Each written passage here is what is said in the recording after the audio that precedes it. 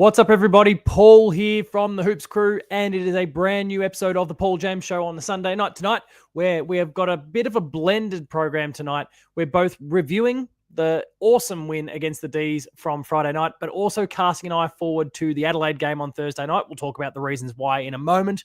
We're going to go through that review and preview process. We're going to look at some of the other games that played out this round. We've got time for Enough of the Week, some Q&A, and we'll see where the show takes us at that particular point. Now, to talk about why we're doing this tonight, Ben is currently traveling. I will be traveling for a few days from Wednesday. Wednesday would have been the ideal time to do the Paul James Show the day before the Geelong and Adelaide game. But since I'll be away, pushing to Tuesday, clashing with the chaps, being very close to this show itself, didn't make a hell of a lot of sense. And so here we are. That's kind of, I guess, the rationale behind why things are the way they are tonight. But buckle in, because we are both, as I said, reviewing the Melbourne game as well as previewing the Adelaide game. The disadvantage, of course, being that we don't have teams, lineups, or any of those sorts of handy piece of information going into it. But we can speculate, and that's where I'll look to bring you, the awesome members of the community, on board tonight. If you haven't already, please make sure to subscribe to the YouTube channel. Tell your friends, like the video, share our content around. We're hoping to reach more and more fans, specifically the Geelong variety, but also the neutrals as well, who are just looking for a good, honest conversation about football. Please consider doing that. If you're watching live, drop a comment on this video. Share your thoughts. I'm looking to discuss this. This is run live, so I'm looking forward to discussing your thoughts with you as the show continues. Very much looking forward to that. And of course, even if you're watching the show after the fact, would love to hear your thoughts as well. Be heard? We do have a super chat function. It has proven to be a deadly one in the last few live streams, with both Kiri having to get his rig out sometime soon on stream, and also me having to run post-game live last week, where we then went for well over 3 hours. It was one hell of a time. It was perhaps the loosest episode of post-game live that we've ever had and may ever have again. You can find me on socials at Paul James Games. Make sure to check out our sponsor, Cyril Cook, but more on them later. And consider subscribing to our Patreon. There's a 7-day free trial period. And then within that, you'll find exclusive content, early access content, and extended content delivered to your inbox if you choose to stick around, which we would very much like you to do if you're enjoying what you see, of course. Now, let's get into the show properly and talk all about the Geelong versus Melbourne game. We've done a fair bit of this.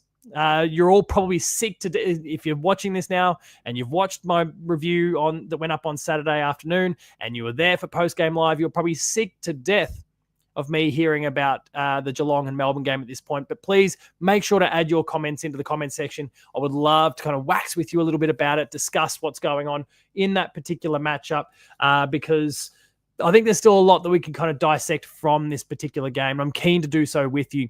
The Cats got the job done at 12-13-85 against the Dees, 6-10-46, winning by 39 points. It was a pretty comprehensive win at the end of the day, despite the fact that there was some moments of a bit of an arm wrestle. There was some inaccuracy that probably kept Melbourne in the game, and also, I guess, gave us the wobbles for some brief periods. So there's a fair few different factors in the mix here, but overall, I think a pretty comprehensive performance from the Cats, one that I think we should all be pretty happy with.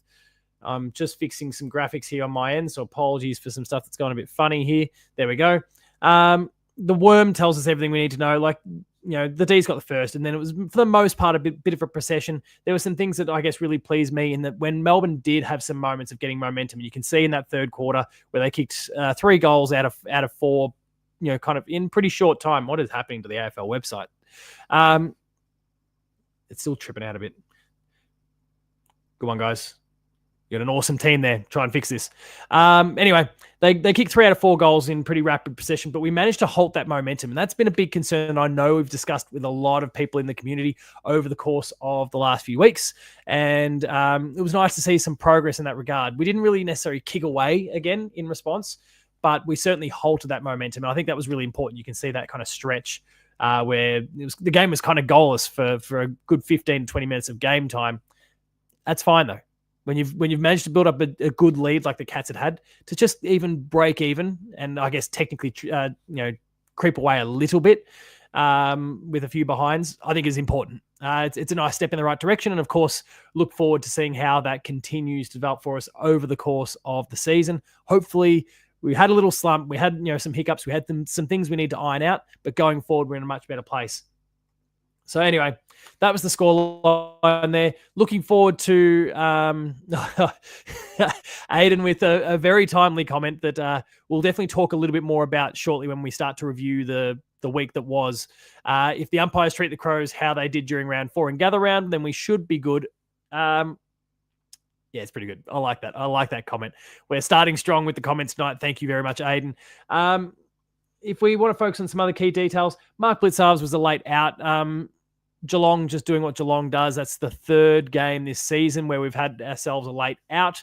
Fine though. I mean, if a player's sick, the club is giving their players every opportunity to get out on the field, and if they don't, then they swing the change. I heard Tom Stewart speak in an interview. I don't think it was one of the post-game ones for the televised coverage, but I think it was one of the radio station ones. The Geelong Football Club have done a pretty good job of getting some interviews up on podcast feeds lately. He spoke about how he didn't realize that Mark Blitzarves was out until all of a sudden Reece Stanley is running around ready to go. So, Ben there just highlighting that Aiden got a selfie with the chaps. That's awesome. Aiden, if there's any games where we kind of come together in the future, looking forward to doing so as well. But yeah, so Mark Blitzarves was out. Late replacement Mark O'Connor, who did a pretty great job throughout the game. Melbourne was goalless in the final quarter. Importantly, again, Geelong kind of maintaining momentum, keeping things heading in our directions. We won all 4 quarters, despite that 3 goals out of 4 from the Dees. Jack Henry, though, is obviously the big concern here with a hamstring injury.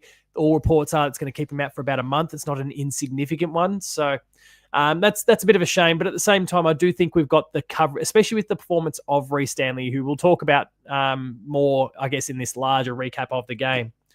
The outcome from Reece Stanley was really good. The output from Reece Stanley was really good. So I think that's going to keep him in the team, which allows Sam De Koning to go back to his old full-back position. You have Tom Stewart there. Jake Kolodjasny's potentially back in as well. He's been listed as 1 to 2 weeks for a couple of weeks now, so potentially we're on the other side of that and he's good to go.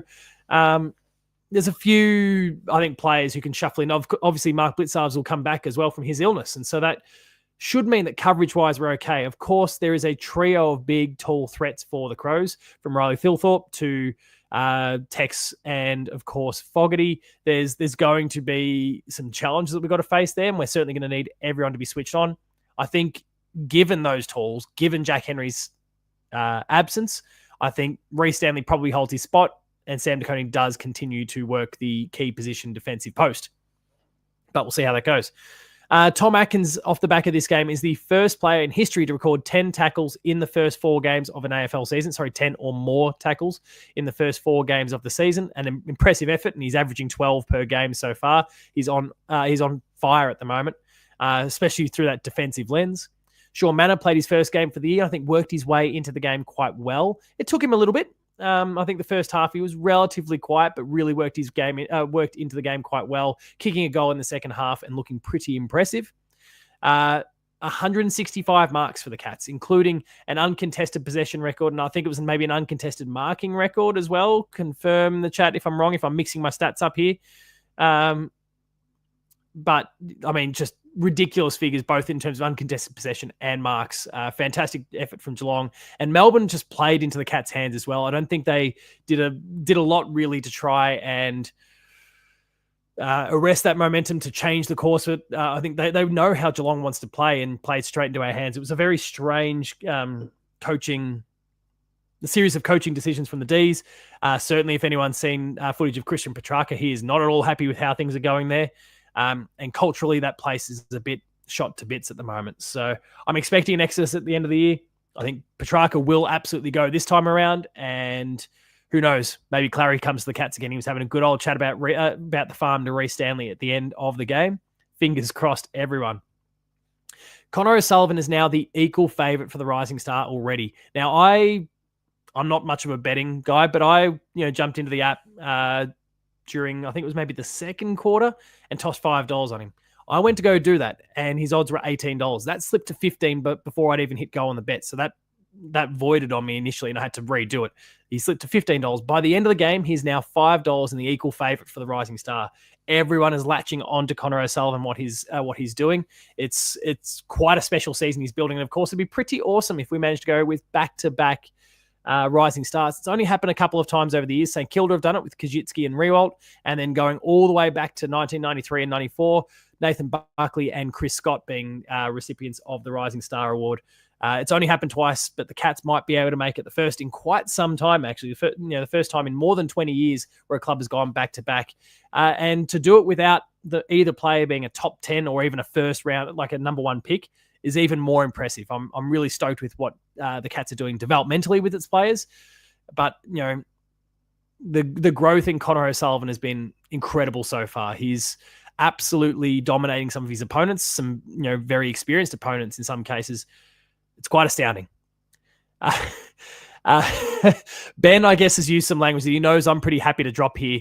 He describes Saints TV, drop it, there we go, with some fire emojis there because, of course, Riewoldt and Kajitsky, some legends of the St Kilda Football Club going back-to-back in the early 2000s. Incredible efforts from them, and it'd be awesome to be to have the first two players since those two legends to be able to win the award back-to-back. So we'll see, and who knows, maybe Ollie Dempsey, I'm going for a reaction here, maybe Ollie Dempsey and Connor O'Sullivan will be looked upon even more fondly than those two in the future.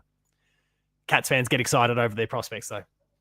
Ben has absolutely played into my hands. He knows exactly how I'm going to handle this. He says, and really he's just kind of quoting me, Bailey Fritsch can go get fucked. This is obviously in relation to the tunnelling incident where he's received, I think it was a $1,500 fine if he if he pleads guilty, which of course he will if he's not going to get weeks. There were some calls for him to get weeks. I believe that sort of action should get weeks, but it'll be really interesting to see what happens with Toby Green because there was an incident involving Toby Green and a tunnelling style thing. I think it was a little bit different. I don't think there was any intent whatsoever in the case of Toby Green, but of course there's the Toby Green tax, and he's obviously got a long history with suspensions. It'll be a really interesting one to see what happens with Toby Green because the tunnelling conversation is up and running at the moment. And he's got history, I suppose. But Bailey Fritsch, get fucked, mate. Paddy Dangerfield is still a champion and leads the Roll of Honour with 56% of the vote as we stand, and has accumulated a lot of votes from Cats fans. And I think some of our Hoops crew team as well in our Hoopies Award. I won't spill the beans on who's been dropping votes left, right, and centre on him, but I think that it's raining votes on him. He was so important from the midfield, but also in the forward line. Something I spoke about on the show the other night was about how we used him really interestingly, especially in the first half when the game needed to be won. Obviously, in some of these earlier games where momentum's kind of gotten away from us, we've gone and tossed Danger into the midfield, but it's kind of been too late. The way we played Danger on Friday night was really fascinating to me in that he would start in the midfield and, throw his all at trying to win the contest and, be involved in a centre clearance. But even if it didn't work out, or if the ball, if the Cats did win the ball, but they went sideways, they didn't necessarily go direct straight to goal, he would go surging into the forward line and then go and play that forward line role. So he was kind of working both. He was having that impact in the middle, would then kind of go and half rest in the forward line because if the ball didn't get there, he was going to get some time to suck in some oxygen. And if the ball did go forward, he was clunking everything. He was having shots on goal. He was dangerous all the time. It was a really interesting way that we worked Paddy Dangerfield on the weekend. It's a really dangerous prospect for opposition going forward. It's a kind of inverse process to what we had going with Tom Stewart for a while, where he was still being tagged, would go into the midfield to break that tag and then would float into the defensive line. I think we're seeing a kind of inverse thing occurring with Danger with the midfield heading forward. I like it. I'm really keen on what could happen there going forward. And it just relies on someone bursting off the half forward line or the wing to kind of fill his spot, which I think they can do quite well. Ben's also put in there future Cat Clayton Oliver, obviously, as I said, was having a good chat with Reece Stanley about the farm at the end of the game. With 30 disposals, was the top disposal winner for the Dees. And the 100 years of Ford sponsorship was celebrated by the Geelong Football Club in a host of different ways pre-game. But we did see a motorcade featuring Tom Hawkins, Joel Selwood, Zach Dewey, Paul Chapman, and a whole range of others that looked really, really awesome. I wish I was there to actually see it because there's some legends of the Cats that are being celebrated, as well as a legendary partnership that is being celebrated as well. That is our recap there of the Geelong and Melbourne game. I'll take a quick look through the comments here to see if there's anything that people wanted to share and discuss. I see Aaron talking about Blitzarves and Sam DeConing to play back this week. Big job for Stanley coming up. I even like Scratcher pinch hitting in the ruck and playing Jez deep forward. I'm very much with you on a few of those points. I want to see Jez playing deep forward get really dangerous close to home because that stretches the ground when he's there. Players just can't ignore him. Scratcher obviously kind of got a little bit of freedom playing in the ruck at different stages, which was good for him. And Reece Stanley was impressive. Now, obviously, Riley O'Brien is a fantastic ruckman, but he does have facets of his game that can be exploited, specifically his lack of athleticism. So if Reece can use that, similar to how he was able to use that against Max Gawn on the weekend, that could prove to be a really great advantage for us. And obviously, as you also touched on, Aaron, that allows Blitzarves and Sam DeConing to play in the back line really handy as well. Aaron also says that we didn't see Collar, didn't see Collar in the twos on Friday. Probably won't play for at least a couple more weeks. Look, I would imagine that's the case too, but I have been tracking that 1 to 2 weeks that they've been listing. It has been 1 to 2 weeks now for 2, maybe even 3 weeks. So they're either doing a bad job of updating the injury list, which the AFL and the media are going to love, I'm sure, or he's kind of getting close. He may be the sort of player that doesn't need to go back via the seconds either. So that'll be an interesting one to see. Aiden asks, should Connor O'Sullivan go to Riley Tilthorpe or should SDK or Blitzarves? My worry is that Connor O'Sullivan, for as much as he's developing really, really well, I think he would get monstered by Riley at the moment. He is an absolute monster. He's a beast. He's taking the blowtorch to all defenders that come his way at the moment. And I believe, I'm just going to quickly double check this, he is sitting equal first in the Coleman right now with 14 goals, equal with Nick Larkey and Jesse Hogan, who kicked 9 goals today, came surging into second with 13. So yeah, Riley's going to be dangerous. We do have to stop their forward line. I think my feeling is that it's going to be to handle the Tex, Tilthorpe and Fogarty pairings. You're going to have to use DeConing and probably Blitzarves, I think, on both Fogarty and Tilthorpe. And then you've got maybe a Tom Stewart or a Connor O'Sullivan that goes to Tex. Now, Tex is really dangerous. I think maybe the wily Tom Stewart might be the best pairing there. And that allows still, despite all of that, that allows Connor O'Sullivan to go free, Zach Guthrie to go free, Lawson Humphreys to run free. Obviously, they've got some other smalls and players that are really important, your Ben Keyses and the like.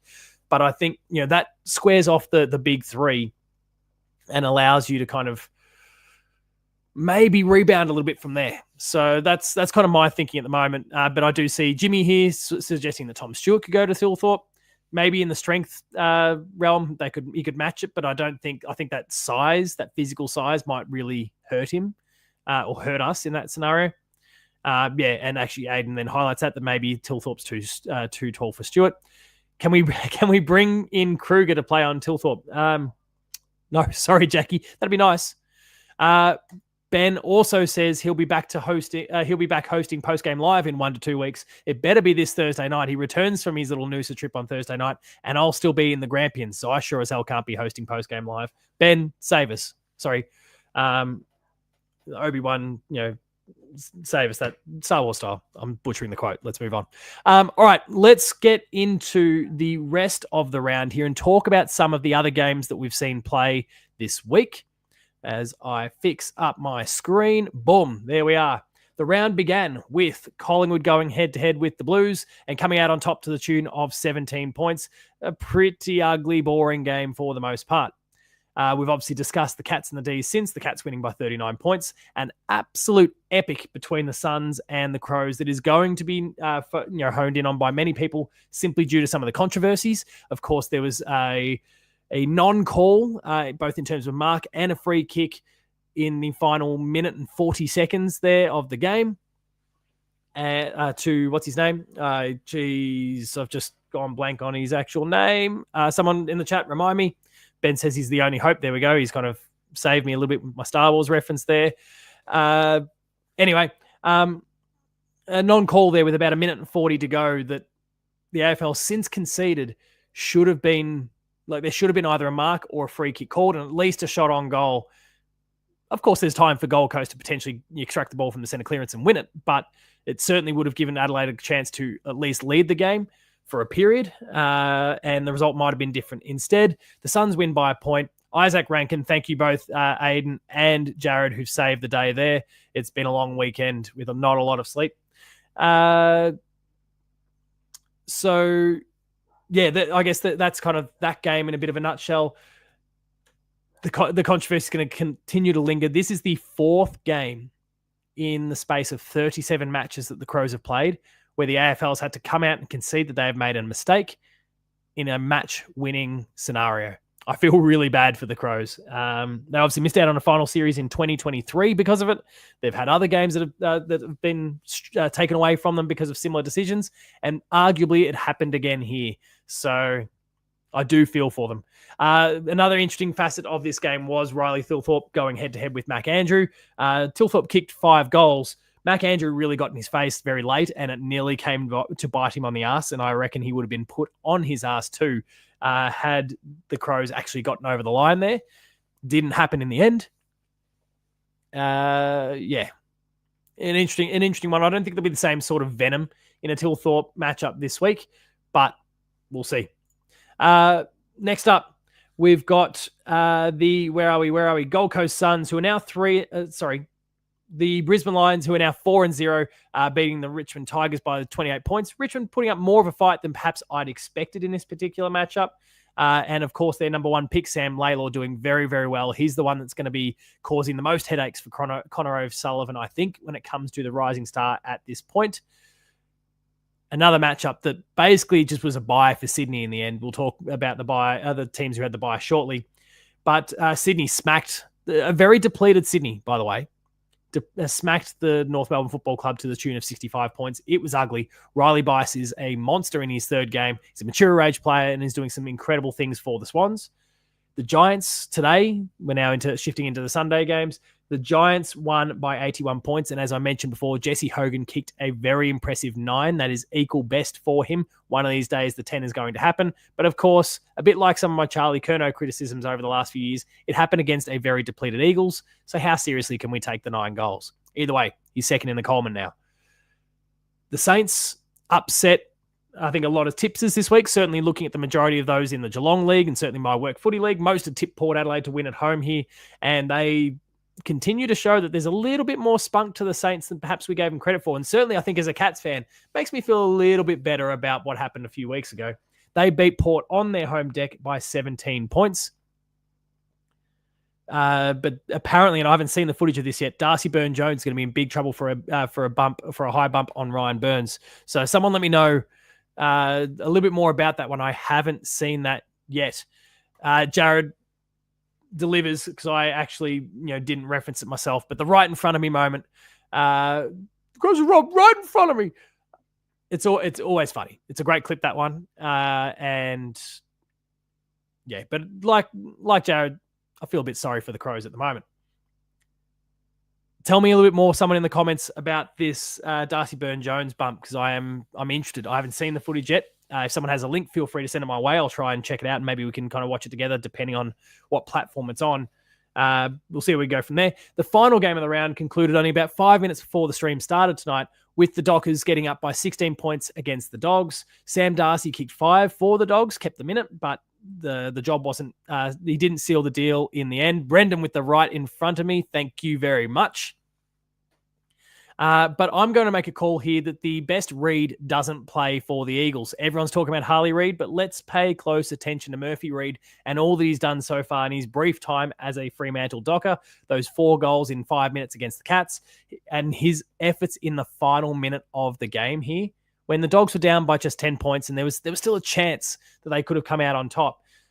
he was huge. He was outnumbered 2-1 with a play along the boundary line. Did an incredible job in just getting the ball over the line to cause the stoppage and allow the troops to arrive. From that stoppage, ball makes its way to him and he kicks a little snap through for a goal to put the game beyond reach for the Dogs. He's quite an incredible player with a lot of skill. So congratulations, Fremantle. You've got a gun on your hands. In terms of the buys, as you can see there, Hawthorn and Essendon had the bye, but we could also make an argument that both Sydney and GWS did as well with their games against North and West Coast. Ben says, still filthy about the Lee Colbert non-mark, so no sympathy for the Crom. That's fair. Jackie agrees, but Colbert is dead to me now. He has to be because, of course, he defected. There's a video that we'll be going through shortly where we discuss that exact scenario, Jackie. So if you need me to kind of dredge up some old wounds, I'm going to be doing so enough of the week shortly. Brendan, after I seen that final decision in the Adelaide game, I thought, geez, the umpires screwed Adelaide. I feel bad for whoever plays them next week. Yeah. Whew. All right, let's talk about the VFL a little bit. And I'm going to bring the scores up here from the Geelong and Casey game. Don't know where it's just disappeared to. I guess the round is over, so it's flicked across. There we go. The Cats got the points by 16 points. This was an opener for the Geelong and Melbourne game. And there are some important stats that we need to take a bit of a look at here, specifically for the Cats. We don't care about what happened for the Casey Demons, especially Mitch Hardy. I can't think of anyone who likes Mitch Hardy. Get out of here, Brennan. All right, let's bring up the Cats side of things here. Though you can see a few highlights already. Jai Clark responding very well to being dropped with 32 disposals. I need to stretch this out a little bit more so we can get our clearance figures as well. 32 disposals and 8 clearances, 5 tackles. A fantastic effort from him. George Stevens continues to march on. It's been a fantastic season from him so far, and I'm looking forward to him continue to deliver. Like I mentioned last week, and it's an improvement this week, but a similar sort of story. I'd love to see that ledger shift more in favour of the kicks per game than handballs. But again, another 11 clearances from him. And then we see the likes of Ollie Wiltshire with 2, Mitch Duncan with 21 disposals, Patrick Rechko with 2 goals, 1 from 19 disposals. All the way down the list here, we see Jay Polkinghorne having 5 shots on goal from his 8 disposals and kicking 3 goals too. There are lots of highlights here from our young Cats who are coming through and developing. I'm very, very excited at the green shoots that are coming through, and the AFL side is tripping out again. So I'm really sorry for what's going on there. Some comments coming through again. Mitch Duncan on the VFL feels weird. It is still weird to see Mitch Duncan in the VFL, but I think it's only a matter of time. Bussy, how do I need to behave? Is it because I swore about 15 minutes ago? Can you clarify why I need to behave? What have I done? Am I talking about? Is it because I'm talking about Lee Colbert? What are we doing? And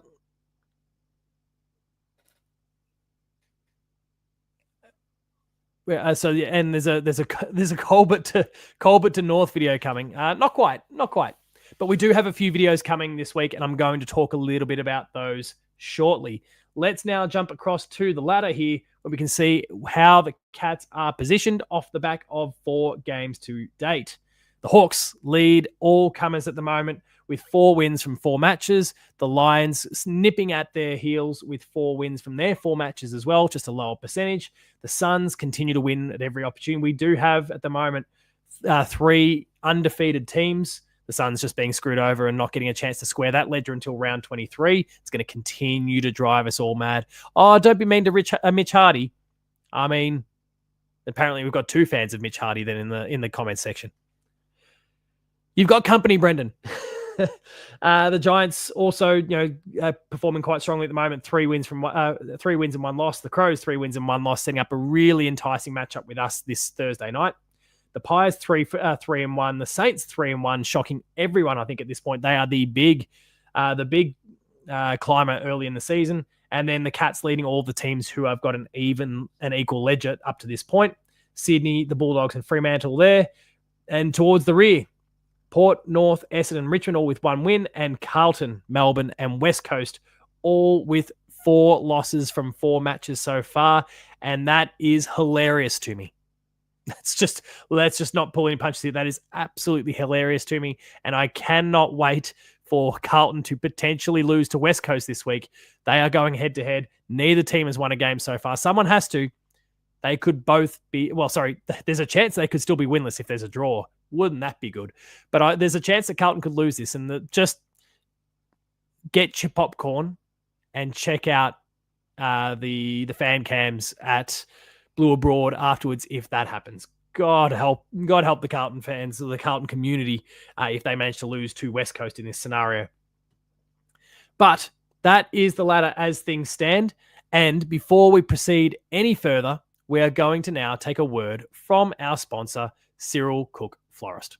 The Hoops Crew Media Network is proudly sponsored by Cyril Cook Florist. Visit them at shop 1211 Leather Street in Breakwater.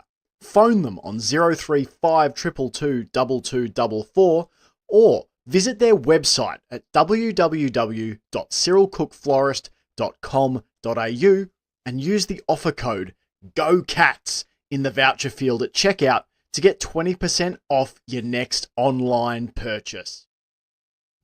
Thanks, Cyril Cook Florist, as always, for all that you do in your support of the Hoops Crew and all we get up to. Now, let's cast an eye forward to the Geelong and Adelaide game, which is now just under 4 days away. It's kind of weird that we're already talking about that, but as I mentioned at the top of the show, we've had to mix both our preview and our review episodes together this week because I'll be traveling through the Grampians at the time of the game, and even on Wednesday night when I would have otherwise done the Paul James show. So we are going to be without a dedicated preview episode this week, but we've got some more content that I plan on rolling out to fill some of those gaps. So stay tuned for more on that shortly. All right, let's talk about the game. As you can see, 7:40, Cats and the Crows. That kicks off gather round. We are playing at Adelaide Oval, which is, it's a wonderful venue. From everything I've seen on TV, still can't get there myself, but one day, looking forward to it. Team selection, of course, we don't have any team selection yet, but we've spoken a little bit about this in the comments so far and throughout the show. I think the real important thing is the backline blend here.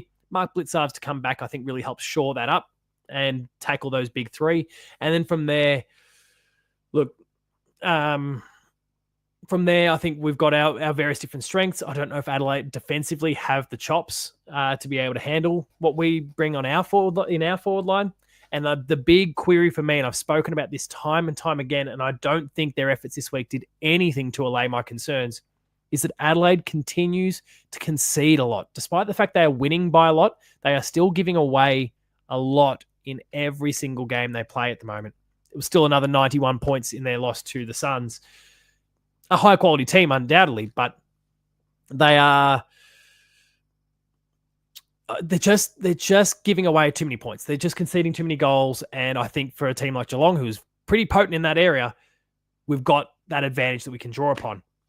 In terms of injuries, we of course need to factor in that Jack Henry is going to be out.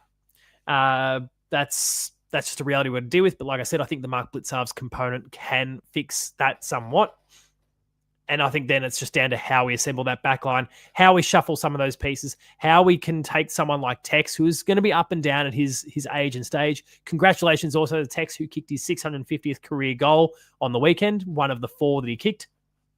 But I think if we can take him out of it pretty quickly through like a Tom Stewart or someone like that, I think that takes us a long way towards winning the game. The whole game hinges on our ability to hit to shut down those 3 key forwards. Tex perhaps being the one that is easiest to do that with, I think, simply just due to the age, the stage. Him being a far more known commodity, certainly not as strong, I think, as Fogarty or Tilthorpe. So there's some opportunity in that regard. Ben suggests that Jay Polkinghorne is getting close. He is getting close, but I do think there's some others that are ahead of him, and I certainly don't think he's going to be coming in for a matchup like this one. But if we want to dive into some history, the Cats won by 5 points in our round 22 matchup last year, and we've got 4 straight wins against the Crows at the moment, which is great. Adelaide never wins at Cardinia Park, but we're not playing them there, so I guess handy info. And there's a 2017 prelim final loss that is, I guess, still kind of etched in the memory. Doesn't feel good. There's a lot of horrible highlights that I have that I still recall from that one, but we'll see. What is at stake in this game? I think for the Cats, it's pretty clear cut. And I would say for both teams, it's pretty clear cut. But Geelong, it's even more important. We want to maintain a positive ledger at the moment. The Cats are currently sitting on a 50-50 win-loss ratio. I would love to see that shift in favour of the wins in this particular case. We want to try and finish this week 3-2 to go to Adelaide in gather round, a team that is in very good form despite the fact that they've just lost to the Suns, and go there and win would be enormous for the confidence of the club. Certainly, they've got to be taking him really seriously. I don't see any lapses like what we had against the Saints or even the Dockers go on here, and maybe even the complacency that perhaps kicked in against Brisbane when we were up by as much as we were. I feel like this is a Geelong team that's going to travel interstate, be on and ready, and from there, let's just hope that we get the win, really. The game breakers, as I said, for the Crows, it's all about those three key forwards. If we can shut them down, we go a long way towards winning the game.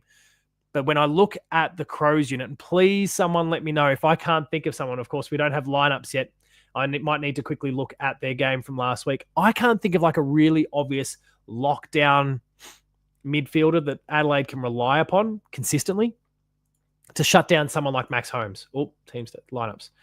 I'm looking at that midfield unit. Saligo, Peatling. Like there's some that definitely have like defensively minded, but I don't think we've got that really obvious defensive midfielder that can shut someone down like a Max Holmes, and that's potentially going to give him the opportunity to get off the leash a little bit. Peatling can certainly do it, as Magnus kind of talks about, but I don't think he's necessarily got that same bullish attitude that some of the other players that have kind of gone on to play against Max Holmes have got. So there might be an opportunity for him to actually break free a little bit of some of the tagging that he's been dealing with the last few weeks. And I think I've mentioned Max Holmes' name quite a few times, but I think he is so important to Geelong's success. And he might actually have a good chance of getting free a little bit this week. If he does, he's going to be really additive to Geelong's fortunes in this particular matchup. Looking forward to Danger getting booed by the Crows fans because they still haven't let go. They're really petty, that bunch. But it's a really enticing prospect. I'm really fascinated to see what happens here. The Cats, do I tip them to win the game this early on? I haven't put in my final, like my formal tips yet, because of course it's Sunday night as we record this. But I'm going to say the Cats by 10 points. And I don't know how much of that is my heart and how much of that is my head, but I think we've got the capacity to take down those three key forwards, at least two of the three. And if we take down two of the three, I think we win the game. So I think we can do that. I think they'll struggle to shut down a Max Holmes. So when you add Max Holmes to a Bailey Smith, to a Paddy Dangerfield that's going through there, to a Tom Atkins, who has been doing such a wonderful job shutting down opposition himself, and a whole range of others who are doing an exceptional job at the moment, and that forward line unit, I think the Cats can get the 4 points in this particular one. It's going to be tough. It's going to be really close. Adelaide's probably going to be dealing with two really tight games in back-to-back weeks, but I think we can deal them a loss in this particular case and come home with 4 points and a lot of confidence going into a game against Hawthorn the following week at Easter Monday. And Aaron highlights the fact that we need to win one out of... I'm getting so sick of this AFL website and the way it's tripping up. Come on, just behave for a bit. We need to win one out of these next two. I think that's really important to maintain at least a 50-50 ledger off the back of this opening of the season. I'm not going to declare Geelong premiers or rule us out, even if we do have a negative ledger at this point in the season. Finals are not won in April, and we've certainly seen seasons where we've started a little bit poorly and have come home with a wet sail. So I'll back us in even if we lose both, but I think it's really important for confidence, for development, certainly for jostling for top 4 positions. I think it's really important to at least win one out of the next two. Mighty Sparlock says that he expects Tom Atkins to get 7 tackles in the first quarter. That would be huge, and that'd be an awesome result to start the game really strongly. Our defensive pressure has been quite good overall. Aiden says Max Holmes is my favourite player, but he needs to learn to deal with being tagged. I think he is. I think we are seeing that progression, that development, but he's been facing different types of taggers through the last few weeks as well. And I think as such, he's learning the ways to cope with these different sort of tagging techniques.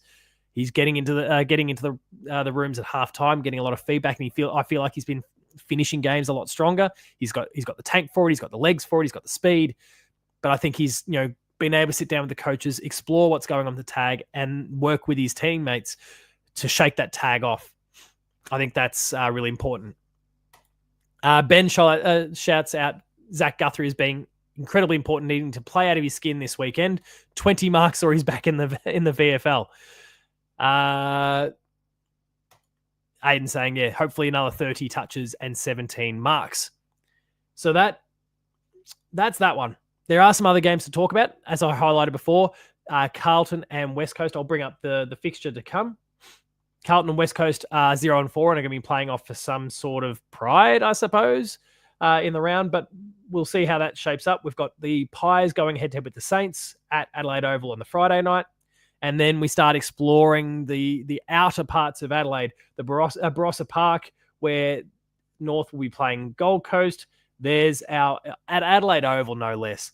The first of two Adelaide Oval games on Saturday, the Blues versus the Eagles, a must-watch, no doubt. The Dogs and the Lions, which I know the Dogs are 10th on the ladder, but this is going to be a far more interesting game than I think the ladder and perhaps the odds would even suggest. But that's 4:15 on Saturday at Norwood. We then return to Adelaide Oval for another salivating matchup here. The Dees and the Bombers, 17th versus 14th. The Adelaide Oval has copped a rough hand on the Saturday. On Sunday, the Tigers and the Dockers, the Saints and the Giants, and we end with the Power and the Hawks. The Power to probably get smacked yet again. The Hawks going into a game against Geelong, 5-0, which doesn't feel good. On the VFL side, the second place Geelong Cats will be playing Box Hill on who are 7th at the moment. That is 2:05 on Sunday at GMHBA Stadium. So make sure to tune in for that one. Now, our next segment is something I've alluded to a little bit already. It is time for Nuff of the Week. Bear with me for just a moment as I set it up and make it full screen. But this week we are going to be talking about Oscar Allen and the trade conversation that's followed him. I recorded this on Tuesday last week because I was so passionate about it at the time. I want to discuss this one further with you once we get out of it and start to utilize that Q&A section to dive into this particular topic a little bit further, because I think my thoughts have evolved a little bit. I wouldn't say they've changed, but I think I've kind of gotten a broader opinion since then. So let's kick to Enough of the Week now and talk about it with you after that is here from the Hoops crew, and it is Enough of the Week time. And I'm going to put this disclosure out nice and early. I'm recording this on Tuesday, very, very early on in the piece, much earlier than I'd ever record any other Nuff of the Week. But nothing is going to irk me. Nothing this round that plays out, surely, is going to irk me more than this topic.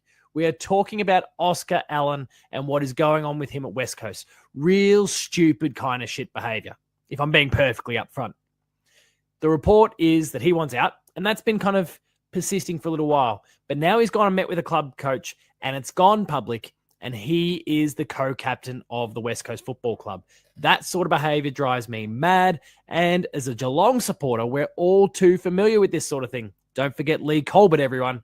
That underpins this episode of Nuff of the Week. But before we get to it in great detail, let's take a word from our sponsor. The Hoops Crew Media Network is proudly sponsored by Cyril Cook Florist. And use the offer code GOCATS in the voucher field at checkout to get 20% off your next online purchase. Thank you, Cyril Cook Florist, as always, for your ongoing support of the Hoops Crew and all we get up to. Now, let's get into the story here and set up the stage a little bit, and also get lots of adverts for PointsBet, because, my God, the Fox Footy page is being bombarded with that at the moment.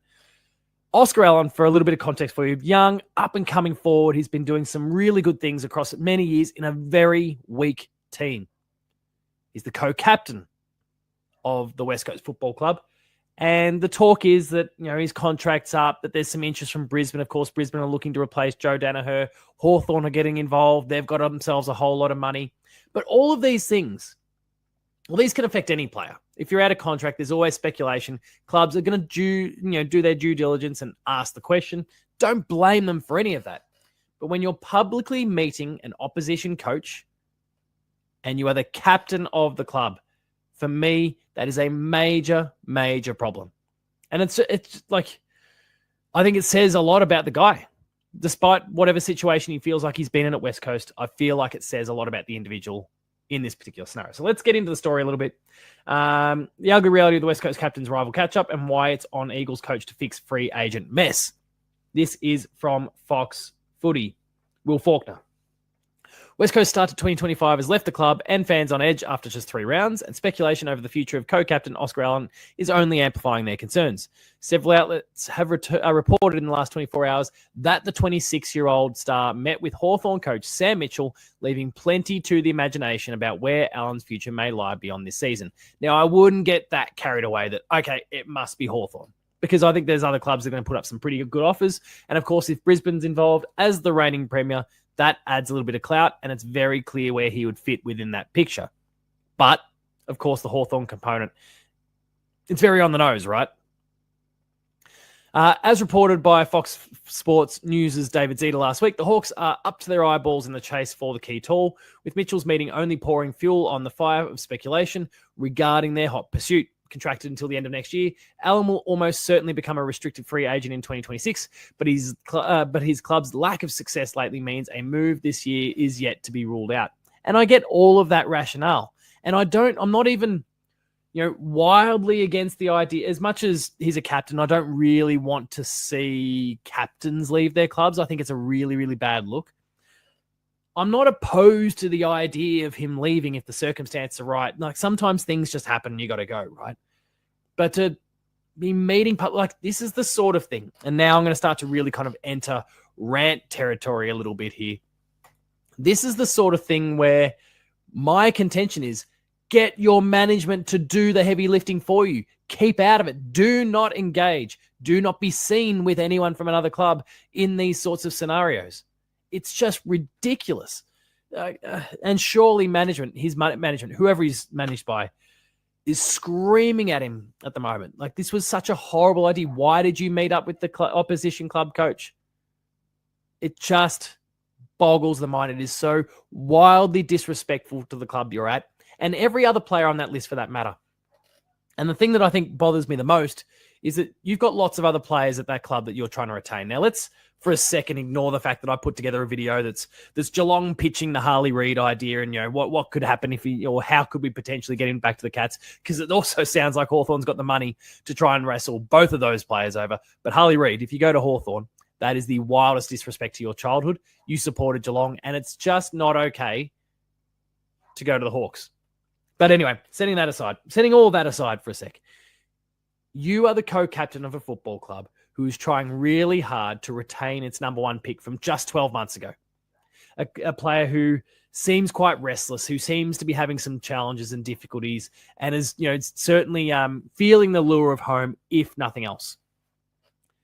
And I'm sure there's other players on the list who, trying to work out where they fit within the club's landscape and what opportunities are going to be there for them and how are they going to carve out their space within the West Coast Football Club and then potentially take that club back to the promised land, back to the success of 2018, which wasn't that long ago when you get really frank about it.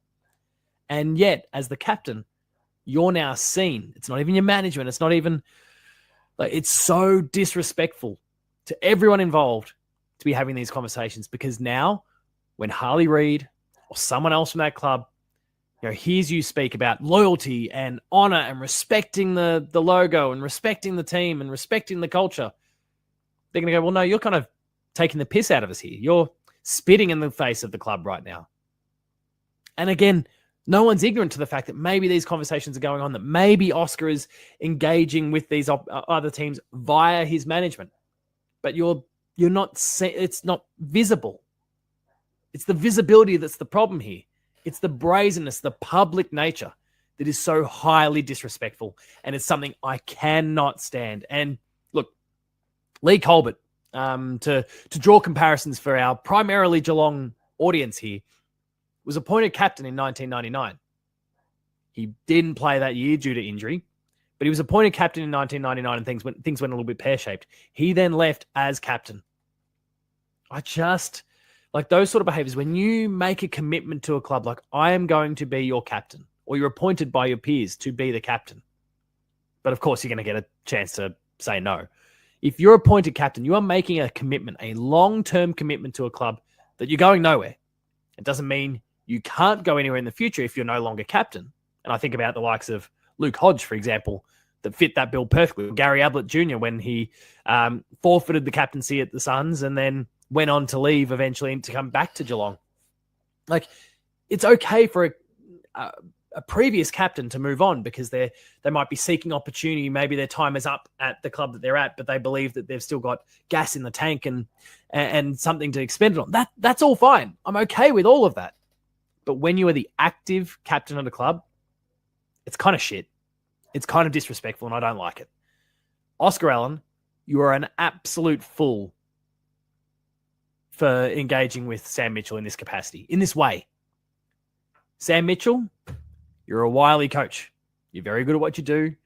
You are doing some... I mean, if you're a Hawthorn supporter, you must be delighted with what Sam Mitchell is doing. The on-field success, obviously, as of the time I record this, they've got the bye this week. They're 4-0. They're doing some incredible things. They've managed to poach the likes of Tom Barrass, who was a leader at the Eagles as well, and he's on the outs. Like, there's question marks there as well. But there's a whole range of things that he's doing incredibly well. But it kind of highlights, I guess, a lack of integrity from Oscar Allen and perhaps a lack of system at the Eagles and a lack of respect and honor for what the club is doing, that he would entertain this conversation as well. And so for me, the main target of my frustration here is Oscar Allen. You're an idiot. Show some respect to the Eagles. Show some respect to the team that drafted you, that gave you an opportunity, that nurtured you and built you up and put all these development dollars into you and time and effort. And we're probably there for you when the times are rough. You've had injuries, significant injuries over the way. They've supported you through all that. And you're going to throw it in their face and potentially leave. Seemingly, at this point, obviously, you're going to leave, whether it's Hawthorn, whether it's Brisbane, whether it's someone else. It's gross. Grow up. That's where we're going to wrap things up for this entry of Nuff of the Week, the round 4 entry of Nuff of the Week. And again, if there's something else that's big, end rant. All right. Some comments that are popping up along the way. Thank you to all of those who've been sharing their thoughts so far. I'm just quickly scrolling back through all of that now. We're seeing Aaron here saying, I would have played Allen at fullback this week. What a grub, should be stripped of his captaincy. I mean, it was really interesting. I guess the thing that I stressed at the beginning of the show, and I'm glad I did, at the beginning of the recording, because it's going to go live for everyone tomorrow. And it's been a few days. It's almost a week removed by the time it finally goes to air. Is the fact that he's come out and apologized since, but also said he won't be stepping down as co-captain. Now, I don't really know what that message then says when he's not doing that. Is that him going, oh, shit, okay, I better stay? Is that just some bullshit, stubborn behavior? Is it the club enabling it? I really don't know what's going on now. I guess the thing I want to make sure I'm really, really clear on, because I don't know if I necessarily did the best job of it during the actual recording, is that I am all too aware that club captains do find themselves in conversation with other players. Paddy Dangerfield actually said as much in an interview since then as well. But the main thing for me is it's the public nature of the whole thing. And really the player, I would argue, shouldn't be the one that's in direct conversation with the coach. That's where the management comes into it. And there's process for this thing. I think that's the thing that's kind of frustrated me the most about this whole debacle. Good excuse to use the word debacle, I might add. So, if I continue to scroll through some of the comments here, apparently met Oscar Allen in a preseason game. Nuffy is a compliment. Shadu says it's a bit of a storm in a teacup. Now, I was using the comments to reach out to Shadu before, but congratulations on winning the pizza from Sunday night with some absolutely brilliant commentary. Sorry, on Friday night, I should say, from Post Game Live. That's an awesome effort. Ben asks, is Stephen Milne the biggest Nuff of all time?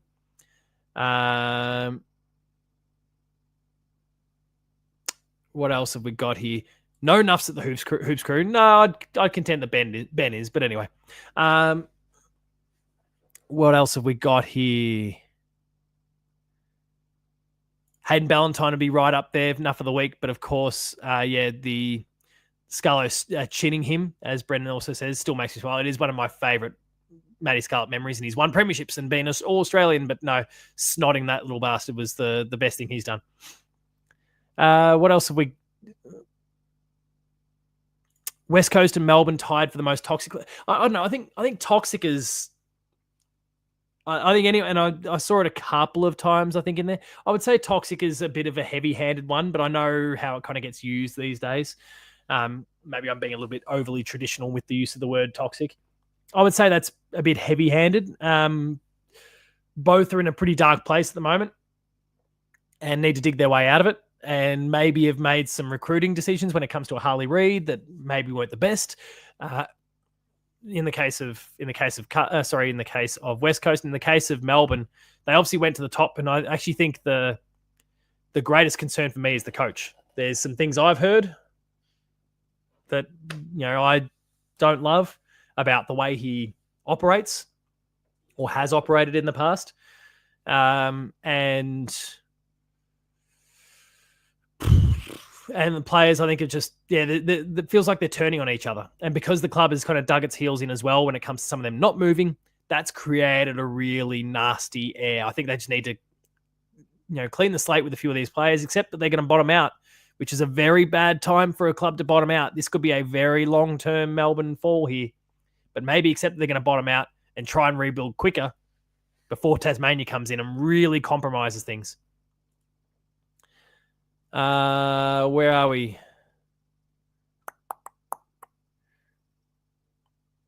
You're right, Shadu. If he'd stood down as captain before pursuing opportunities, it would have drawn attention and questions anyway. It's a messy one, but you can kind of, if you do it during the off season, a lot of clubs have processes where the player team or the leadership team has a big say in who becomes the ultimate captain. If you withdraw yourself and come up with some reasons, whether they're lies or not, it's then very easy. It's then very easy for PR teams, comms, the coaches to spin it in a way that's actually quite favourable for the club. That would be my take. West Coast used to be one of the best, most well-managed football clubs. How the mighty have fallen. Look, I'd argue they've been, in terms of the management, they've been in a world of hurt since all of the Ben Cousins, Daniel Kerr, Andrew Embley, all those dramas they had of the 2006-7 period. And they've just been, I think, still wrestling to overcome some of the optical components in the off-field realm. And the damage that did to the on-field is pretty significant. Of course, they pinched a premiership in 2018, but they're not building lists that are designed for long-term success. So they pinched a premiership, all credit to them, but then there was a fall. They also butchered the Tim Kelly one, as I think I saw someone else reference along the way. Ben, stick it up your ass. Starts with the CEO, Jackie believes. I haven't studied, deep enough to, try and look at the root cause there, but that's interesting. Petrarca looked pissed off. He was, so there's been a second piece of footage that came out. Obviously, he looked pretty upset, and people have seen the one that was plastered all across, I think, Channel 7 or Fox Footy, both, immediately post-game. But what people haven't seen is very few have seen it emerge today. I think I saw Mitch Cleary talking about it. Mitch Cleary? Whatever, whoever it was. Anyway, discussing it today was, as the siren rang, Petrarca's popped the mouthguard out and just hurled it. Like, he's a very unhappy footballer right now. And the Pies are in the box seat, you would think. So stay tuned. Watch this space when it comes to him at the moment. Now, let's jump into some Q&A. There is, so I mentioned at the very beginning of the show, we've got the super chat function. Please, I'll just highlight a couple of things here that are going to go on over the course of this week. The super chat last week ensured that there's going to be a video made about Zach Butters coming to Geelong. And I've, taken some time since that the super chat determined that was going to happen to think about what that video can look like. I've got my plan. I'm going to sit down and record that tomorrow. And Clayton Oliver, Imagining Life on Reece Stanley's farm. Did you see him chatting after the game? They were having a good old time. So stay tuned for that Zach Butters video over the course of the week. I've also got another video that I want to put together, and I'm looking for a little bit of support from the chat here to let me know if it's a worthwhile endeavor. Super chat, please. If you want to make it happen, toss a couple of dollars in the super chat function tonight. We're only looking for one person to do that. Where I have a plan to make, and I saw this really intriguing article posted by, I think it was Zero Hanger today. And they were talking about how the 2023 Geelong draft hand might actually be the best draft hand that we've ever had. Now, obviously, it's very early to make a call like that. And obviously, the instant comparison is to the super draft and everything we've done there, or even 2007 with Hawkins and Selwood and those sort of things. But this is a conversation I really want to get into. So please, if you want me to put together a video on that, $2 in the super chat is all it's going to take, and it only requires one person. So I've got some ideas. I'm working on that one. Consider using the super chat function there to make it happen. And of course, we're going to make a big fuss about you, whoever that kind soul is that makes that video a reality.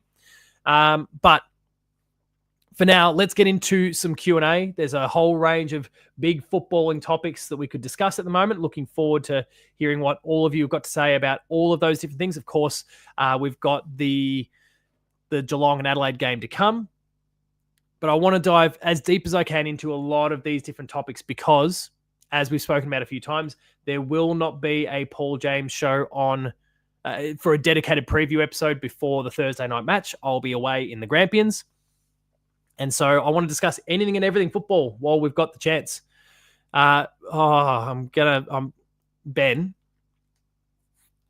we're teammates in this, right? The next time I see you, I'm going to snot you. Right hook. Thank you for your service to Sava Radagaliad. Brendan says he is thinking about that 2023. Look, what I'll do. Oh, Jackie's just tossed. There we go. Jackie's a rock star. Jackie has just tossed the super chat in there. 1993 versus 2001 versus 2006 versus 2023 would be fascinating. But maybe at this point, I need to get my video game hat on and stream a Teenage Mutant Ninja Turtle game. Maybe I do that. Anyway. Thank you, Jackie. You're an absolute star. Stay tuned for that video in the coming days.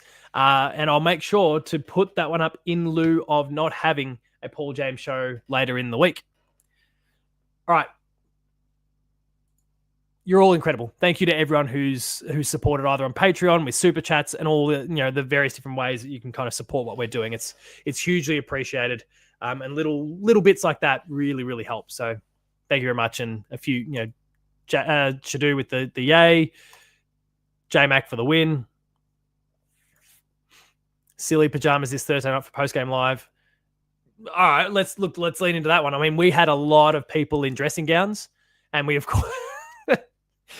course had Lucas in bed, jumping into the chat on Friday night. Jackie, that is also one that I've been thinking. I've been doing a bit of digging already for that one and kind of building a little list. So that's the topic I want to discuss. But if people want to try and trump Friday night for attire, please make sure to do so. I won't be partaking. I won't be around. I don't know what my reception is going to be like. But wear your best pajamas or dressing gowns on Thursday night for post-game live, people. Magnus asks, is the Sam De Koning full-time or three-quarter ruck experiment done? No, I think it's all circumstances at the moment. And I guess this is the beautiful thing about what Geelong has been doing as a club for years and years now, where they've tried to build versatility into the descriptions of any job on the Geelong list in the 23, that when the need arises, you can go play key defense. Or if you're a small forward, you can go jump into the midfield to change things, whatever it happens to be. And so I think right now we're in a place where we've got players that can play a whole multitude of different positions. And in this particular scenario, we can keep Reece Stanley in the ruck, allow Sam De Koning to go back to fullback, and we can kind of manipulate the list to make it work. Good. We're already back. I hope Lucas is watching this either live or sometime post-show, because the commentary is continuing about Friday night. Please, everyone, if you haven't watched the last 45 minutes of post-game live from Friday night after the Dees, please, please, please, as soon as the show is done tonight, go and tune in. Comments like this, comments like this made the night. The chat was absolutely wild. I was losing my mind. And Lucas was trapped in bed because he had tonsillitis, but it was just top shelf stuff. I at the moment asks, is Conway fit? Has he been playing in the VFL? Sorry, I just saw Ben's follow-up comment there. I'm going to take a quick look and see. He didn't play in the VFL on the weekend, but I'm just going to double check that health hub on the Geelong website and just see what he was listed as. He's still listed as to be confirmed for his back. The comment says Toby's making good progress in his reconditioning block and joined the captain's run last week. He will integrate into more football-focused based drills over the next fortnight. The timeline for his return will be determined after completing an appropriate pre-season load profile. So they're really trying to build him up. I think we're still a few weeks away from Toby Conway. Ben is determined to try and top post-game live on Friday, mate. I did that and I didn't even have a beer or two in the system. So that's... If you get even remotely close to what happened on Friday night, I'll come back and I'll top it again. Anyway, who comes in for Henry? I mean, for me, it's Mark Blitzarves, obviously. He's the one that comes back in. I don't think that's an overly complicated one in this scenario with him being the out. It just might mean that Marco kind of holds onto his spot. Where are we? Yeah, and Shadu highlights he was on light training in regards to Toby Conway. I will take a moment for some comments to continue to come in, but did forget Blitz. I'll let the comments keep coming through. There's still plenty more that we can discuss, but we do have another segment that I like to roll out for the Thursday or the preview episode. Hang on. We'll quickly lean into these comments. O'Shea Mullen has progressed nicely. Yeah, his last two games have been pretty solid. He's starting to kind of develop that form that I think the club has been hoping for from him. He certainly got exposed a bit early on. They've persisted, and it's starting to pay off, I think. Clark with his 31 touches in the VFL, time for a recall. Look, I think it's going to be really tough for him because everyone else is performing really well, but he's got to be kicking at the door. I think he really took offense to being dropped, and that 31 disposal is a very defiant response. The right kind of defiant, I might add. I was really stoked. Similar sort of deal for George Stevens. It's going to be really hard. I don't know how we get him and Clark or one or the other in. Jackie says, read the 2023 draft. I looked at that today. Remember how we traded pick 10 to Eston? We got 11 and 31, which resulted in O'Sullivan and Manor. Thank you, Essendon. Just another Adrian Dodoro gem. Just another bright, shining moment from Adrian Dodoro. What a clown that bloke is. And as Shadu says, what an epic trade.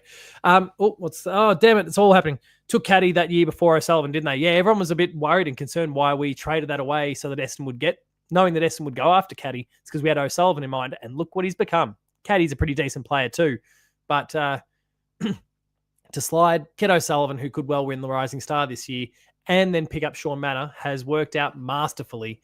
Again, another masterclass from the Geelong team. All right, so yeah, the other little segment that we have on a Thursday night is video game related. It indulges in my love of the video game medium, and it's where we go and talk about an upcoming or new release game that I just want to really highlight and celebrate. Now, as I alluded to in the show last week, I've lost track of what night was what now. Wednesday night last week. I was talking about the Nintendo Switch 2 event that was going to occur, and there was going to be a whole lot that was shown off. Well, they did show off a whole bunch of stuff, and we're going to kick over to a trailer here for, if I stop sharing that screen, the upcoming Donkey Kong Bonanza. And I say Bonanza like banana. Anyway, you get what I'm trying to say. It's a play on words. He likes bananas. It's crossing with the word bonanza. Let's take a look at it because I am pretty hype about this thing.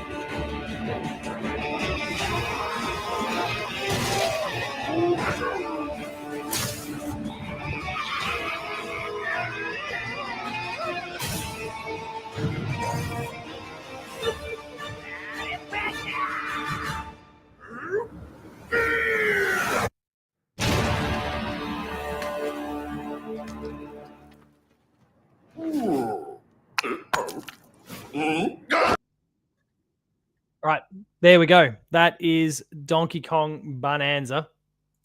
Coming out July 7th. And just to address some comments there in the chat from Roaming Crag, who was asking about a new Mario Kart. There is, in fact, a new Mario Kart coming. It's called Mario Kart World, and it will launch on June 5th alongside the newly revealed Nintendo Switch 2 console. You'll only be able to play it there, just like this Donkey Kong game. So start getting those dollars and cents together. Shadu also says, yeah, it's Mario Odyssey skin with Donkey Kong. That was my first thought when that trailer aired, and I was watching this thing live at midnight, 1 a.m. by this point. I looked at that and like, oh, they're doing a new Mario Odyssey game because it's in that same engine, so it kind of looks the part, but it looks absolutely sensational. I'm really, really keen on it. Shadu says, can't justify the new Switch. The game prices are insane, and nothing about the new titles compels that upgrade in those prices. I'll admit, I'm expecting that Nintendo will send me a console, so I'm not going to get to... I understand anyone who's in that sort of position. It is the cheapest option still of all the consoles, unless you're buying an Xbox Series X. But at this point, who's going to buy an Xbox? Because everything's coming to everyone else anyway. Anyway. Oh, I keep forgetting, Bussy Sniffer, to check out the Terminator 2 2D. We might have to... I'm going to make a note of that. Where's my pen? To build that in. Terminator 2 2D. There we go. I've made a note of that so that we can Shadu, I don't want to be compared to that dickhead Asmongold. Do not do that again, please. I mean, there's far worse people you could compare me to, but he's right up there. I could be Grums, for all you know. If anyone's on Twitter and knows that cockhead. The Rat King himself, it's an honor. All right. What else have we got there? It's games like this that make me never want to grow up. You don't have to. I'm 36 years old. Donkey Kong's still as good as it's ever been.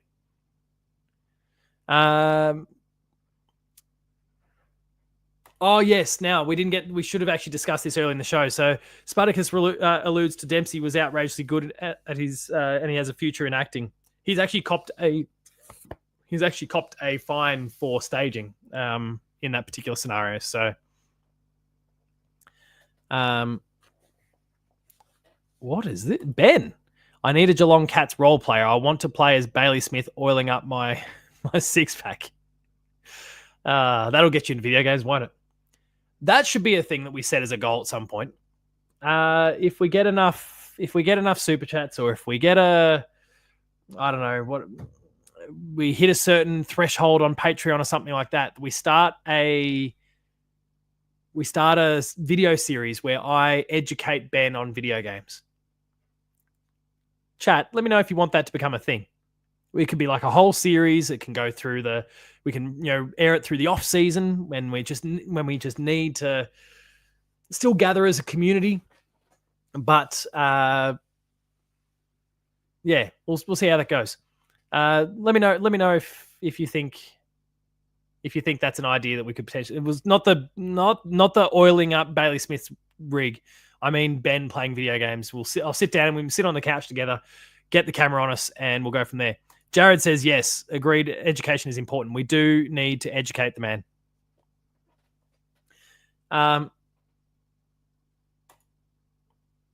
All right. In the meantime, is what a nuffy of the week? Which bit? Oh, geez, there's so many things going on in the comments now. Clarify what the candidate for nuffy of the week is. Get Ben on Mario Kart World. That could be good. Ben, do you want us to come over sometime? We'll get you in the studio here. We'll sit side by side and we'll just binge a whole bunch of video games. Oh, the acting. It could be a candidate, actually. It's obviously too late because we've already got the episode that you've all now seen that's going to be going to air tomorrow. Ben, I need a thumbnail for that one, please, if you're able to. But yeah, it's that'd be a serious candidate. I don't like the staging sort of stuff. I'm 39. Brendan says, and I'm staring at my life-sized Hulk Hogan, knowing I'll never grow up. That's exactly what I want to hear. Get more video games in your life. Ben, that six-pack you have is being built like mine. It's more of a keg that he's rolling, right? Yeah, I'm going to take my shots. If you keep talking about Ninja Turtles pajamas, I'm going to keep taking my shots. We need a standalone Lucas show going live from midnight every Friday night, Spud. We do. Oh, sorry. We do need some live Lucas. What did he call himself? Bedtime with Coach Lucas, or whatever he called it the other night when he was in there. That was savage like the Rat King. Yeah, it hurts. It hurts. Stay tuned for The Last of Us Season 2, everyone. Comes to HBO Max, whatever you want to call it, in a week. Speaking of Rat Kings. Any interest in a movie bit at the end of post-game live? Leisure Suit Lucas. That's top shelf, that one. I like that. But I have seen a few comments there, like positive endorsements of the video game idea. So that could be something we certainly look at in the off season. It'll be a good way to get for us to keep putting some content out and keep, like I said, interacting with the community. But it can be a nice, fun change of pace as well before we get back into the serious footballing business in the future.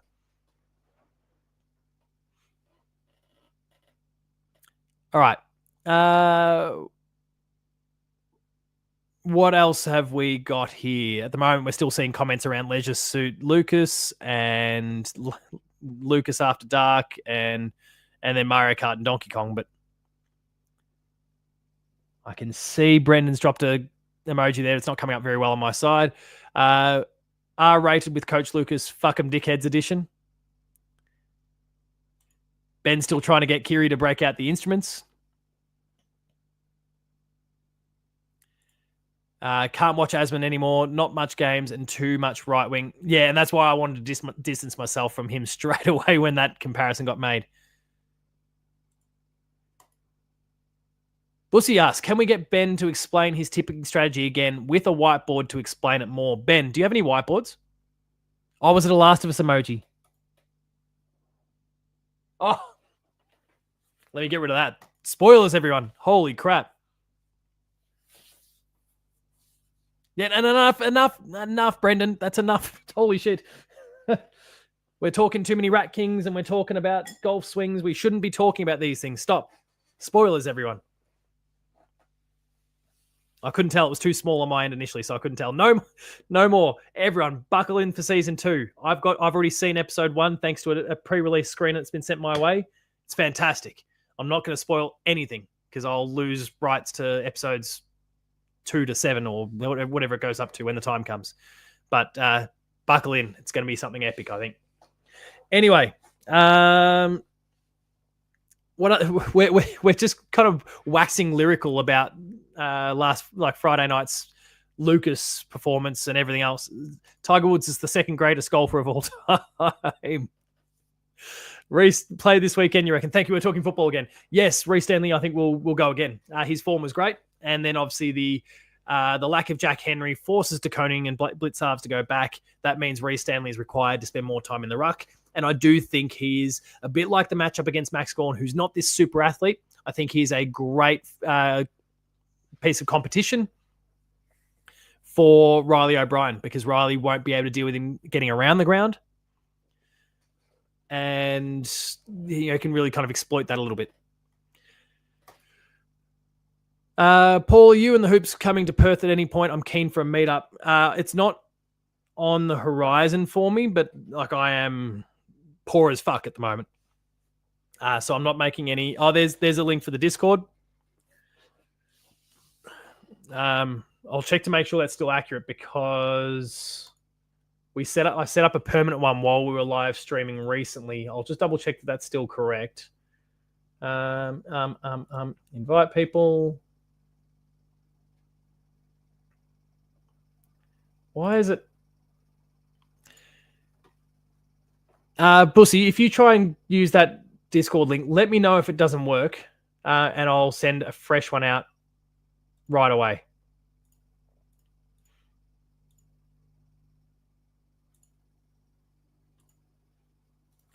So I'll just keep an eye on Bussy. I see the thanks. I don't know if that worked or not. Just let me know if it has or hasn't worked for you, because if it hasn't, I've got a new link ready to go for you straight away. Reese is better when he rests often. We often have a few tough ones. Sorry, we have a few tough ones coming up. Yeah, I'd agree. Shadoo's just jumped in, so I presume the link must work.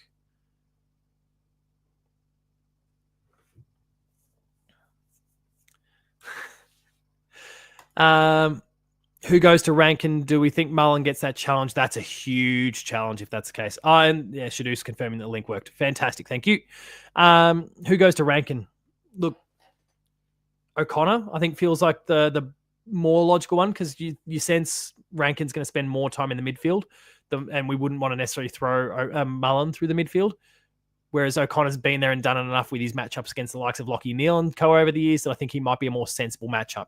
Has the defensive chops, but then is a bit more equipped to play in the middle. Ben is due to meet Harley Reid with the Shannon Pizza voucher. That'll win him over. Ben's going to single-handedly get Harley back home. Apparently, I have a corporate box at the MCG. I look down on all of you. No, I just have MCC members' seats. Ben is texting Harley right now. Spartacus is enjoying the commentary from either moment. We're like the chat is really pinging again. Harley loves a good pizza and a middle finger to go along with it. What have we got here? Just some activity on the Discord in the meantime. I can see Shadoo's joined, but Bussy, if it's not working for you, again, let us know, and we'll go from there.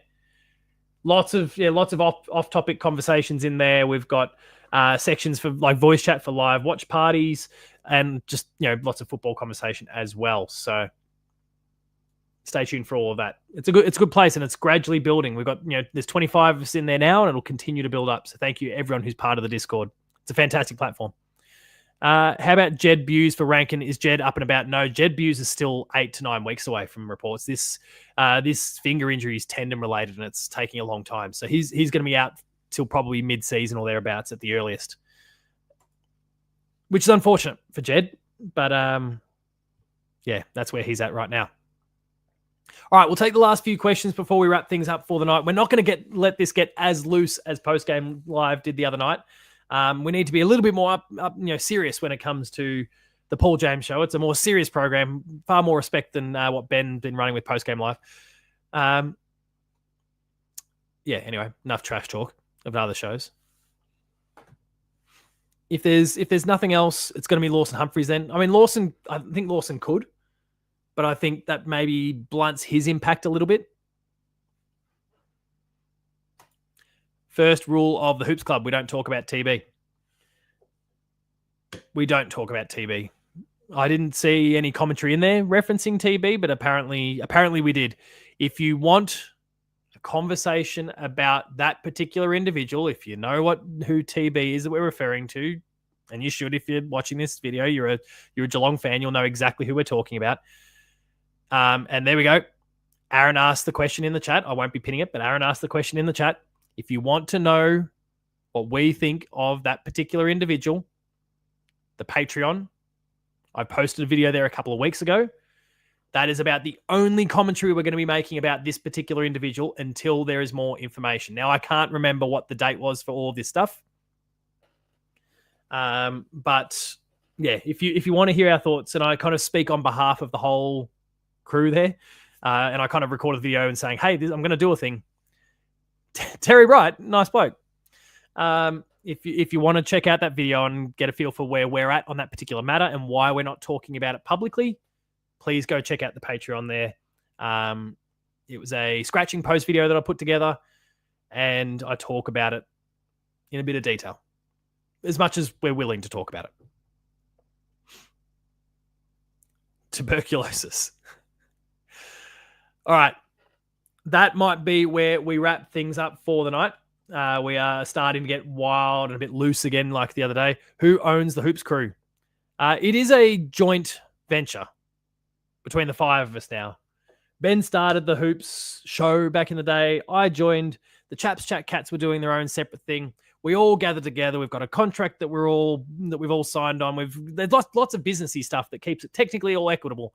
But without Ben, for example, I'm being humble for a second here, and it doesn't happen often. Bianca owns the Hoops crew. That's a fantastic point. If it weren't for Ben, I'd be floundering with a lot of the shows I've done, whether it was all the various different episodes of Behind the Play, whether it's the Paul James show, whether it's, when I step in for Post Game Live, pretty much anything I do really, because he's either putting together run sheets for me with, a whole bunch of prompts, which really help. You'll often see my eyes darting off to my other screen during the show. That's all down to Ben's notes. The thumbnails that he builds, and Declan's on her heels. Started with beers with Ben a few years back. Without Ben, I won't dare speak for the Chaps because that would be wrong for me to do so. But without Ben, I'd be Ortsy. So to me, he's my boss at the very least. But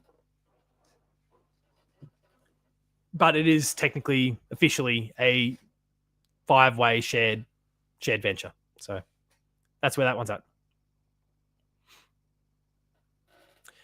All right.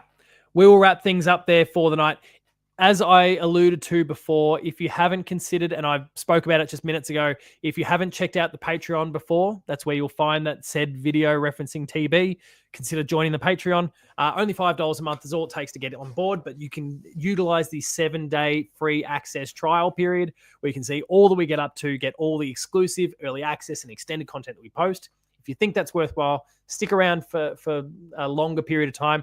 $5 a month is all that it costs to continue to consume all of that stuff. Thank you to everyone, the 35 plus. I'll quickly try and check the number now while we're recording right now. But the 35 plus members who are, the 35 of you that are members of the Hoops crew, it's extraordinary. Thank you all for all that you're doing and supporting what we're working on. If you like this video, subscribe, like it, tell your friends and family, get as many people tuning into all things Hoops Crew as possible, whether it's the Paul James Show, Post Game Live, the match reactions, the Chaps Chat Cats, the various different videos that are put up. Again, stay tuned. We've now got thanks to Jackie's awesome efforts before, we do have, and I'll pin that one again, we do have the draft, the Geelong Best Draft Ever video, as well as the other one that was funded the other night, which is the video about Zach Butters coming to Geelong. Both of those will go live this week. I will record them tomorrow to roll out over the course of the week. Dedicated Enough of the Week breakout, that'll be there as well. Please, this is me just pleading a little bit now on my side. Those videos need a little bit of an extra help algorithmically. So even if you've watched it tonight, feel free to, hit go on the video, walk away, go have a coffee, come back when it's done. Drop a like on the video while you're there. Those algorithmically, I think Enough of the Week is struggling a little bit, but it's one of my favorite things that I get to do because I get to get really passionate or stupid about some topics, and I want to, ensure that I can keep doing those and that they get seen by as many people as possible, especially when I'm pissing off supporters from opposition bases. Comment, be heard. We love to hear your thoughts. Of course, if you've been watching live, you've been doing that already, but even if you're tuning into this show after the fact, we would love to hear what you've had to say about everything we've discussed tonight. And of course, the upcoming Geelong and Adelaide game. Don't forget to use the super chat function, but we've hit our goal for the night. So thank you everyone for that. Follow me at Paul James Games across Twitter, Instagram, and Blue Sky if you want to continue to chat off stream as well. Don't forget to utilize that Discord as well as another tool to communicate with all of us at Hoops Crew and the growing community. And then finally, thank you to our sponsor, Cyril Cook Florist, for your ongoing support. Flicking over to the chat one final time. What have we got here? Oh my God, there's been a few. Do you get your own channel? What do you mean? As in me to break out my own stuff? I've been doing all of my video game stuff for years, well before joining the Hoops Crew, if that's what you're alluding to. Ben has kindly asked me to refer to him as Nick Fury. You'll never get that. Dennis Walter's nephew. Ben can hold a tune like him. Where are we? In that case, Ben, we need a Christmas Carols Hoops Crew special, says I at the moment. The Hoops Crew Initiative. Hark the Herald. Lots of laughs. Not a 3-hour show tonight. No. That we'll save that for. Do I get my? Yeah, I hope I just kind of answered that one. Do I get my own channel? I've got my. If you want me to promote my own channels and where I'm doing some of my own stuff, then please check out Player 2 AU. That's 2, the number 2. That's where all my video game content goes. That's where Patched, my weekly games podcast, is there. I've got Let's Plays. There's a whole bunch of other shorts. I'm one of many people that contribute to the channel, but it's largely me. Feel free to go check out all the video game work that I do there as well. But in terms of my footy stuff, it is all contained here to the Hoops Crew, as is the Chaps Chat Cats, as is all of Ben's work as well. This is your one-stop shop for all things Hoops Crew. All right, the week ahead. Tomorrow night, Monday at 8:30, the tipping point is back. I don't know if that's me or if it's Ben at this point. Ben and I will chat about that off camera, but stay tuned for the tipping point. We need Ben to get out the whiteboard, but he's away at the moment, so that might have to wait one more week. On Tuesday night at 8:30, the Chaps Chat Cats will do their thing. Thank you, Ben, for promoting Player 2 AU there on YouTube. So Tuesday night at 8:30, the Chaps Chat Cats breaking down the Geelong and Melbourne game whilst casting an eye forward to the Adelaide match as well. Far more timely. They might even have...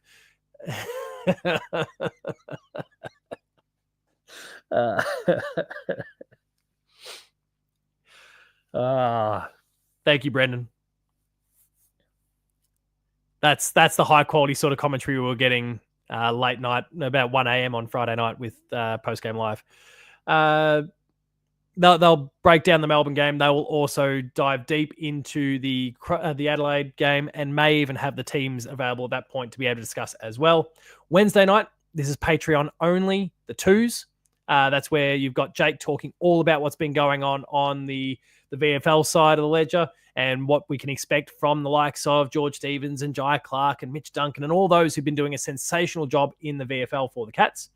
Thursday night, post-game live returns. Ben, you've got it listed as a 10:30 start. You're going to have to hit 2 a.m. to be able to trump what we did the other night. And if you can, big thumbs up there, mate. But you can't do it. You're not good enough. Of course, that leaves a little bit of a gap from there, but you can expect between, across Friday, Saturday, you can expect my match review, my recap of the match, as well as a whole lot more from the Hoops Crew team, concluding our focus on the Geelong and Adelaide game with the Paul James Show on Sunday night live once again. Like I said, there will be no Paul James Show during the week this week because I will be traveling around through the Grampians for a few days, but I'm thinking about doing some scratching post videos. Like I said, I've got the Zach Butters and draft videos that I'll be doing, and they'll be rolling out as well, but no live show from me this week. Ben, you say quality, not quantity, but I say get on my level and do both at the same time because we delivered quality and a lot of it on Friday night. And that was even before Lucas got on board. It is a challenge for Ben, and it's one he's not capable of reaching. Whether it's the 3.5 that I did, whether it's the 5 hours that Brendan's suggesting, you got no chance. Get on my level, mate. Either moment asks, can you get more than one person on at the same time, like a Zoom call setup? Is this for post-game live you're alluding to? Because yes, we can actually have multiples on at the same time. And maybe that's something we also need to explore in the future is ways that we can kind of pair some people who we know are sitting in the lobby waiting. Maybe there's some ways that we can pair people up to try and get some of those conversations going as well. I think that'd be really, really cool, actually. Ben, that might be something for us to look into. I think that's a really great suggestion from either moment. Thank you, Jackie. I am planning on enjoying the Grampians. Shadu, you say picnic at Hanging Rock. Hanging Rock is only 10 minutes away from where I live. I go there regularly. I've picnicked there, and I came out the other side. I'm too good for that. 4 hours like the Snyder Cut. I mean, what did we hit? Hang on. Let me go check. What did we hit? The show's getting derailed. I was meant to be signing off, really, but let's quickly check how long the show went for in the end. What did we hit with post-game live on Friday night? 3 hours and 21 minutes and 55 seconds. Ben, that's what you got to do. The Ben Special Edition. And what a boss. Thank you, all of you, for having tuned in once again tonight. It will be a little while before you see me live again. It's going to be basically a whole week before you see me live again. And that's probably a good thing for all of you, to be perfectly honest. But like I said, stay tuned for more from me. There will be enough of the week that'll be broken out and published. You will have. Did Brendan's Bit Alone go for 90 minutes? Oh my God. Okay. You will get enough of the week. You will get the Zach Butters video, and you will get the draft video over the course of the week. Looking forward to delivering those to you, and I look forward to returning for the show on Sunday night. All right, that is where we're going to wrap things up. Thank you all for. All right. Thank you all, everyone. I've already gone through all the rigmarole to wrap things up. Thank you all very much for watching. Remain Geelong strong, and I'll see you later.